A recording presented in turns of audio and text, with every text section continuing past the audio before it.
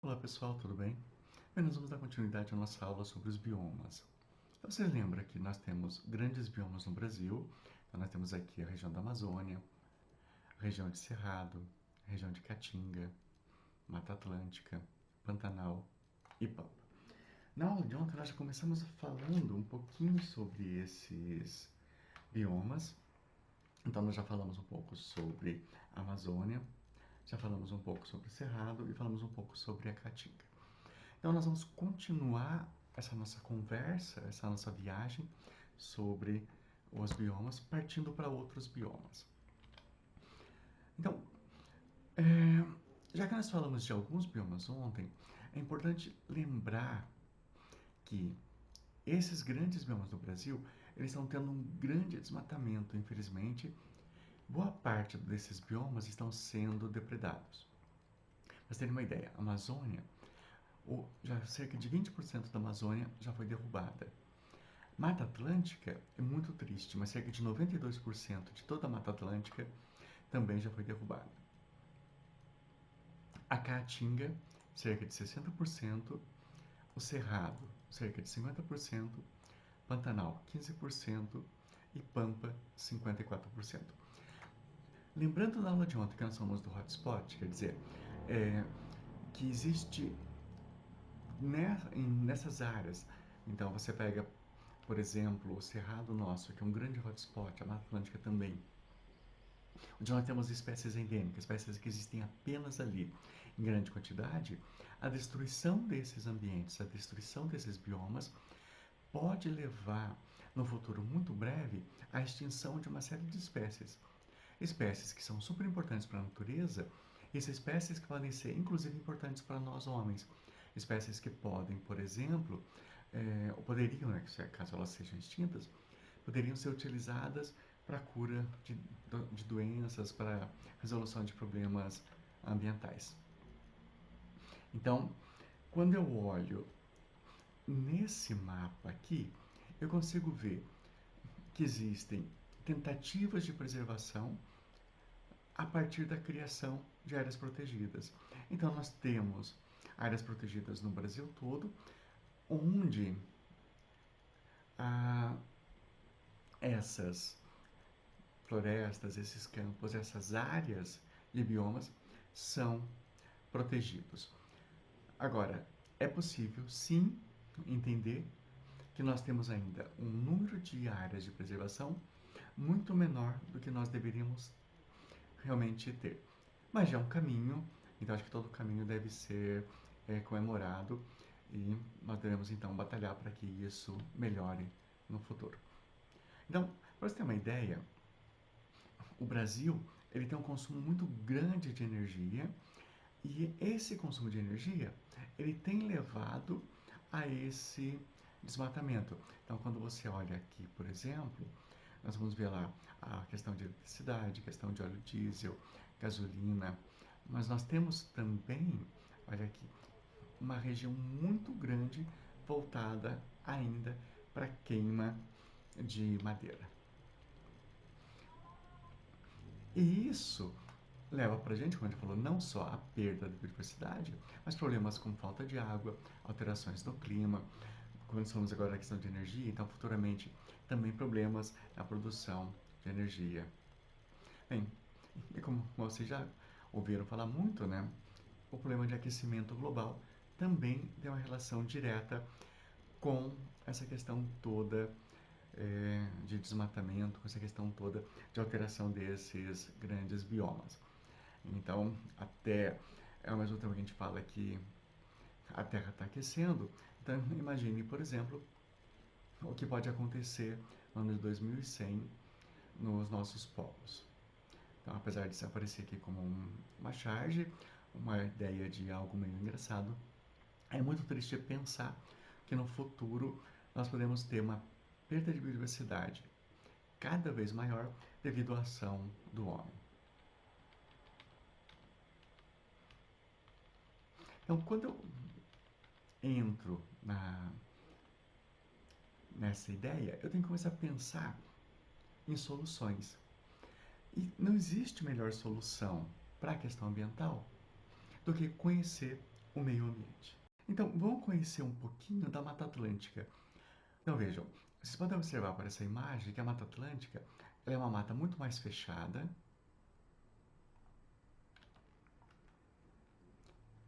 E a Mata Atlântica, ela depende diretamente dos regimes de chuva.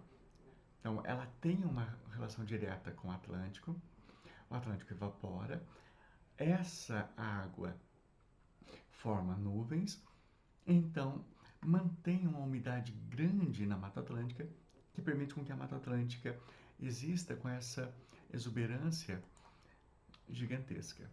Então vejam, a Mata Atlântica vista de uma outra visão, então você consegue perceber uma grande quantidade de árvore e consegue perceber isso que a gente falou agora há pouco, a formação de nuvens e, consequentemente, chuvas. Olhando embaixo da Mata Atlântica, você vai ver então a presença de rios, a presença de uma vegetação que gosta de umidade. Aqui, por exemplo, nós temos samambaias, aparecem novamente aqui diversas samambaias, presença de muitas plantas epífitas, como aqui nós temos uma bromélia, né, uma bromeliácea, e temos aqui uma outra plantinha, essa que tem a folha que parece um coração, é uma arácea.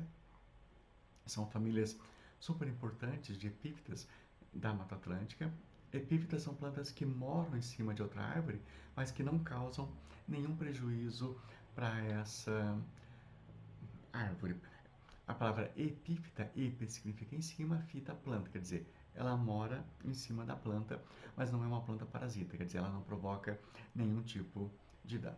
O material do positivo, ele traz algumas informações interessantes. Por exemplo, ele volta a falar do hotspot, que é, como nós já falamos, são aqueles pontos onde nós temos uma grande biodiversidade, não somente seres vivos, animais e vegetais que estão no mundo todo, mas animais endêmicos, plantas endêmicas, que só existem naquele local.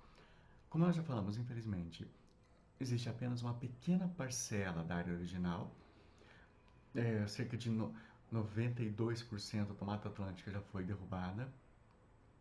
Como eu mostrei agora há pouco, é uma região onde precisa de muita chuva, chuva o ano todo, e é um clima mais quente também.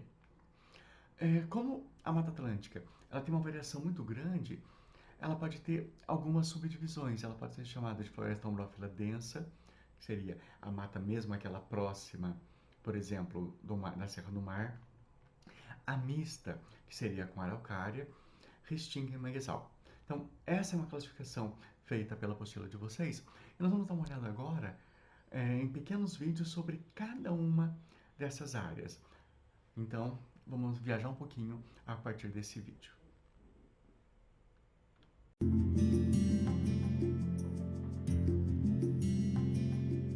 A floresta de araucária ocorre na região sul, em consequência das baixas temperaturas, e na região sudeste, em locais de baixa temperatura, devido à altitude elevada. É uma região de clima permanentemente úmido, sem estação seca. Sua vegetação apresenta-se mais densa nas encostas de morros e próximas a cursos d'água, ou ainda sob a forma de capões, que são manchas associadas a formações de campos. Aqui em Lages, Santa Catarina, deu para perceber que, apesar de predominante, as araucárias, ou pinheiro do Paraná, não são as únicas espécies vegetais dessa região, que é composta ainda pelo podocarpus, a erva mate, a canela e a samambaia-açu, que é a maior samambaia do país. Essas espécies, que precisam de pouca luz para viver, encontram condições ideais sob a sombra da araucária, proporcionada pelo desenho único de sua copa. O pinhão não vem da araucária? A araucária é uma planta dioica, ou seja, existem árvores masculinas e femininas. Seus órgãos reprodutores são os estróbilos. O feminino é maior e o masculino menor. O pinhão é a semente, resultado da fecundação. O pinhão é encontrado nos estróbilos femininos, sendo uma importante fonte de alimento. Animais como a gralha azul e a cutia, ao esconderem as sementes no solo para comer depois, contribuem para a disseminação da araucária. Legal!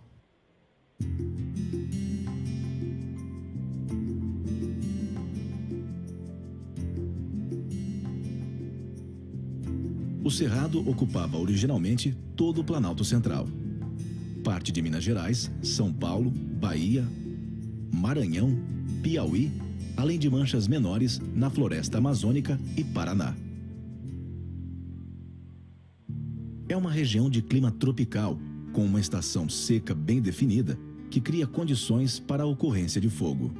O fogo, juntamente com outros fatores como diferentes tipos de solo e atividades humanas, faz com que o Cerrado assuma fisionomias variadas. Cerradão, Cerrado, Campo Cerrado, Campo Sujo e Campo Limpo. A quantidade de nutrientes do solo e o fogo também influenciam na morfologia de árvores e arbustos. Algumas hipóteses sugerem que as folhas são duras e os troncos têm casca grossa, devido à falta de alguns nutrientes no solo e excesso de outros elementos químicos. Ou que a planta cresce tortuosa por causa dos traumatismos causados por fogo e por animais. Sabe, está escrito no livro de biologia que aqui no Cerrado, como em outros biomas, os animais estão adaptados ao ambiente em que vivem. Aqui em Aporé, Goiás, eu vi um bom exemplo disso. Um lobo-guará, que com suas pernas longas e esguias, movimentava-se melhor para buscar seu alimento nos campos, onde passava a maior parte do tempo. Enquanto o cachorro-vinagre, com suas pernas curtas, caçava de maneira mais eficiente nas regiões de mata.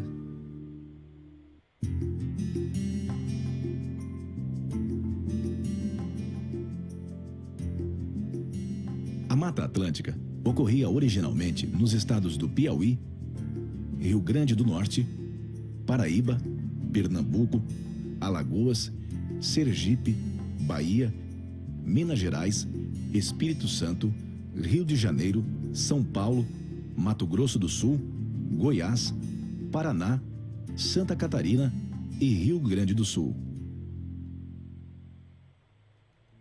Ela se desenvolve em diferentes climas, sendo a elevada precipitação o fator determinante de sua distribuição. O solo da Mata Atlântica é em geral raso e pobre em nutrientes. No entanto, ela é considerada uma das regiões de maior biodiversidade vegetal do planeta. Mas como esse bioma se desenvolve tanto nessas condições? A elevada precipitação, ao lado de outros fatores, favorece essa grande diversidade. Além disso, existem algumas interações de micro-organismos e vegetais que facilitam a rápida ciclagem de nutrientes, ajudando o vegetal a sobreviver em um solo pobre. No estrato superior, as copas das árvores apoiam-se umas nas outras, auxiliando a sustentação no solo raso. Uns biólogos que trabalham aqui em Cananéia, São Paulo, disseram que essa grande diversidade vegetal favorece a existência de muitas espécies animais, como aves e macacos, que ocupam os estratos superiores e raramente descem ao chão. É o caso do bugio, que grita para marcar seu território. Outros animais, como onças e urutus, ocupam o estrato inferior.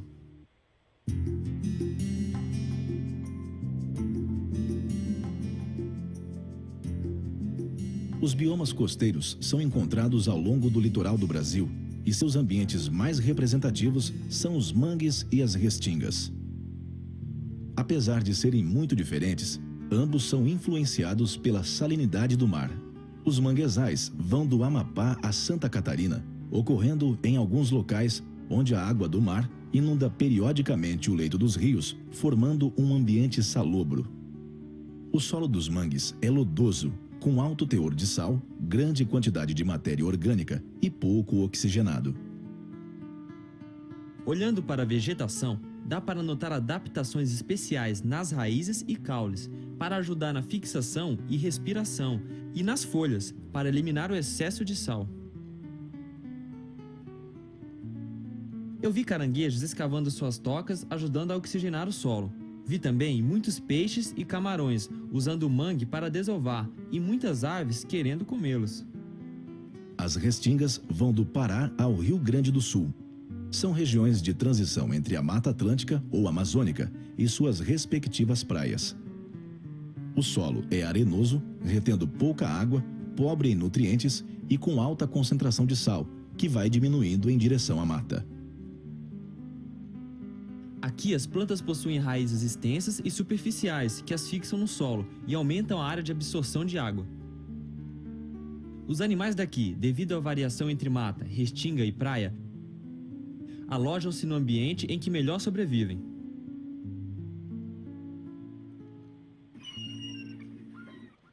Então, continuando nessa ideia de uma pequena viagem, nós podemos ir então agora para o Pantanal. Então, o que vai caracterizando aqui o material positivo? O Pantanal ele tem um clima quente e úmido, é uma das maiores áreas úmidas do planeta. Então, o que acontece? O solo ele é pouco permeável. Como ele é pouco permeável, durante a época de chuva, vai inundando. Então, você inunda toda a região do Pantanal. E ao inundar a região do Pantanal, essa água traz para dentro do Pantanal uma quantidade muito grande de matéria orgânica. Com isso, você tem a formação de um solo bem rico, bem fertilizado, que permite o desenvolvimento de uma série de espécies na região. Então, vão existir na região muitos animais e muitos vegetais que são nativos da região, mas nós temos também um problema muito grande no Pantanal, que é o uso do Pantanal para pecuária e para agricultura. Como o solo acaba sendo fértil, muitas pessoas acabam derrubando a vegetação nativa e plantam na região, ou então colocam gado. Tanto a agricultura quanto a pecuária, elas vão agir de forma negativa, reduzindo a biodiversidade do Pantanal. Vamos dar uma olhadinha também naquele mesmo vídeo que a gente viu anteriormente, só que agora o trecho dele sobre o Pantanal.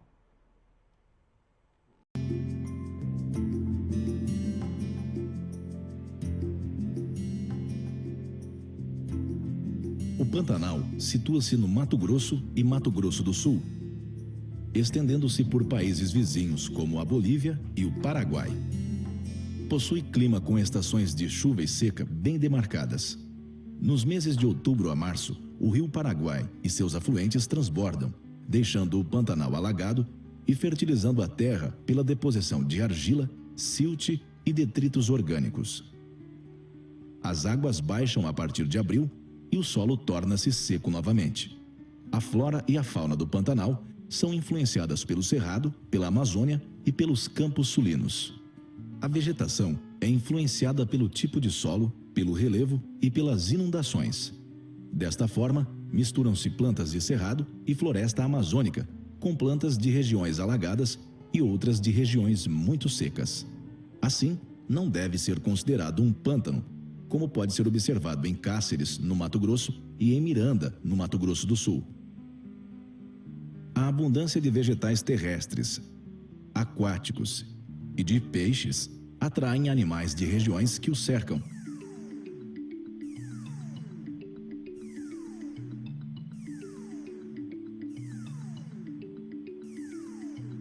Formando uma complexa teia alimentar. Acho que essa minha viagem deu uma... Bem, nós chegamos então ao Pampa. O Pampa está aqui na região sul, são os campos sulinos. Parte desse campo, inclusive, chega aqui ao estado do Paraná. Então, quando eu penso nesses campos sulinos, quando eu penso no Pampa, então, você vai ver aqui, olha, Rio Grande do Sul, mas veja que existem manchas também aqui no estado de Santa Catarina e no estado do Paraná. Então, nessa imagem, você consegue perceber que o Pampa, né, que esse tipo de imagem, esse tipo de vegetação, diferente do que a gente viu na Mata Atlântica, por exemplo, ele é formado por plantas de pequeno porte. Então, nós temos aqui, inclusive, algumas de maior parte, como a araucária. E vejam que, próximo aos rios, ou então em locais onde nós temos umidade e solo maior, existe a formação de pequenos capões. Capão vem da palavra capuão, que significa mata redonda. Então, aqui seria um desses capões. Aqui, olha, novamente formando os capões. Se você perceber aqui são árvores. Então, essas árvores, elas estão dentro de um buraco. Então, aqui existe uma espécie de uma cratera, algo nesse sentido, onde vai ter maior quantidade de umidade, vai ter mais sombra, e como cai ali dentro o solo, então permite o desenvolvimento desse tipo de vegetação. Em volta dele, onde o solo e a umidade já não está tão grande, você não tem um desenvolvimento de espécies arbóreas. Muitas vezes o campo pode sim ter uma quantidade muito grande de água, mesmo sendo apenas espécies baixas, aí nós podemos chamar isso de um campo brejoso. Então, percebam aqui o que a gente acabou de falar, o campo bem mais baixo e na região onde existe a possibilidade de desenvolvimento de solo, árvores de maior parte. Essa imagem é muito bonita. Então, aqui nós temos um cânion e em volta do cânion nós temos toda essa região de pampa. Vejam novamente, próximo à água, o desenvolvimento de áreas florestais e quando você deixa essa região, vai ficando mais distante, essa área florestal vai reduzindo. Retornando àquele material nosso do positivo, nós vimos lá, ele faz parte aqui do Rio Grande do Sul, tem plantas pequenas, né, gramíneas, arbustos, e ainda tem, é claro, aquela vegetação arbórea como nós mostramos. O clima, ele é chuvoso, mas devido à forma com que ele existe, você não tem a umidade tão constante. E a fauna, ela tem muitos animais. Então aqui nós temos, por exemplo, o lobo-guará, que inclusive está ameaçado de extinção. O campo sulino, nós tivemos um problema muito grande com ele, que é o fato de muitas pessoas não se preocuparem com o campo por ele não ter espécies arbóreas tão visíveis. As pessoas acabam pensando que essa vegetação não é uma vegetação importante. Consequentemente, acabam retirando essa vegetação e transformam essa vegetação em pasto ou usam para a agricultura. Vamos dar uma olhada em mais um vídeo, dessa vez sobre o Pampa, e depois nós finalizamos nossa aula. Por países vizinhos como o Uruguai, os campos sulinos ocupavam originalmente o estado do Rio Grande do Sul, estendendo-se por países vizinhos como o Uruguai e Argentina. É uma região de clima subtropical, com verão quente e inverno bem frio, além de chuvas regularmente distribuídas. O povo daqui de Bagé, no Rio Grande do Sul, me ensinou que a vegetação dos campos sulinos é basicamente herbácea, com predominância de gramíneas. Mas existem também arbustos e pequenas árvores que podem ser encontradas em forma de arvoretas, ou agrupadas no que chamamos de capões arbóreos.